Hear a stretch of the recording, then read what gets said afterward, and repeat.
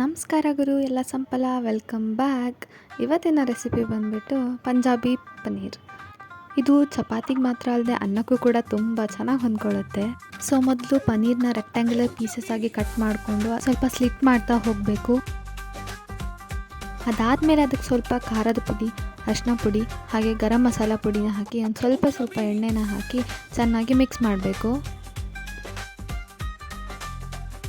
ಅದಾದಮೇಲೆ ಒಂದು ಬಾಣಲೆಗೆ ಸ್ವಲ್ಪ ಎಣ್ಣೆ ಹಾಕಿ ಬಿಸಿ ಆದಮೇಲೆ ಅದಕ್ಕೆ ಮಿಕ್ಸ್ ಮಾಡಿರೋ ಪನ್ನೀರ್ ಪೀಸಸ್ನ ಹಾಕಿ ಚೆನ್ನಾಗಿ ಫ್ರೈ ಮಾಡ್ಕೊಳ್ಳಿ. ಅದೇ ಬಾಣಲೆಗೆ ಒಂದು ಸ್ವಲ್ಪ ಎಣ್ಣೆ ಹಾಕಿ ಅದಾದಮೇಲೆ ಎಲ್ಲ ರೀತಿಯ ಸ್ಪೈಸಸ್ನ ಅದಕ್ಕೆ ಹಾಕಿ ಸಣ್ಣದಾಗಿ ಹೆಚ್ಕೊಂಡಿರೋಂಥ ಈರುಳ್ಳಿ ಹಾಗೆ ಮೆಣಸಿನ್ಕಾಯಿನ ಹಾಕಿ ಸ್ವಲ್ಪ ಫ್ರೈ ಮಾಡ್ಕೊಳ್ಳಿ.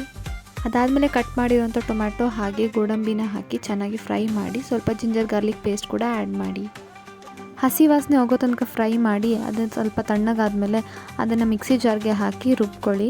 ನಿಮಗೆ ಚಪಾತಿ ಜೊತೆ ಅನ್ನಕ್ಕೂ ಬೇಕು ಅನ್ನೋದಾದರೆ ಸ್ವಲ್ಪ ನೀರನ್ನು ಸೇರಿಸಿ ರುಬ್ಬಿ, ಆಗ ನಿಮಗೆ ತಿಕ್ನೆಸ್ ಕಡಿಮೆ ಬರುತ್ತೆ.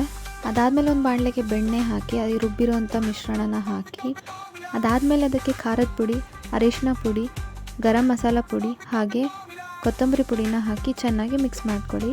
ಅದಾದಮೇಲೆ ಕಸೂರಿ ಮೇಥಿನ ಒಂದು ಸ್ವಲ್ಪ ರಬ್ ಮಾಡಿ ಅದಕ್ಕೆ ಹಾಕಿ ಅದಾದಮೇಲೆ ಅದಕ್ಕೆ ಸ್ವಲ್ಪ ಉಪ್ಪನ್ನು ಹಾಕಿ ಸ್ವಲ್ಪ ಫ್ರೆಶ್ ಕ್ರೀಮ್ ಅಥವಾ ಮೊಸರನ್ನ ಆ್ಯಡ್ ಮಾಡಿ ಅದಾದಮೇಲೆ ಫ್ರೈ ಮಾಡಿರೋಂಥ ಪನ್ನೀರನ್ನ ಆ್ಯಡ್ ಮಾಡಿ ಸ್ವಲ್ಪ ಕುದಿಯೋದಕ್ಕೆ ಬಿಡಿ. ಸಖತ್ತಾಗಿ ಬಂದಿತ್ತು ಟೇಸ್ಟ್ ಮಾತ್ರ. ಸೊ ನಿಮ್ಮನೇಲಿ ನೀವು ಟ್ರೈ ಮಾಡಿ, ಇಷ್ಟ ಆದರೆ ಲೈಕ್ ಮಾಡಿ, ಕಮೆಂಟ್ ಮಾಡಿ ಹಾಗೆ ಸಬ್ಸ್ಕ್ರೈಬ್ ಮಾಡ್ಕೊಳ್ಳಿ.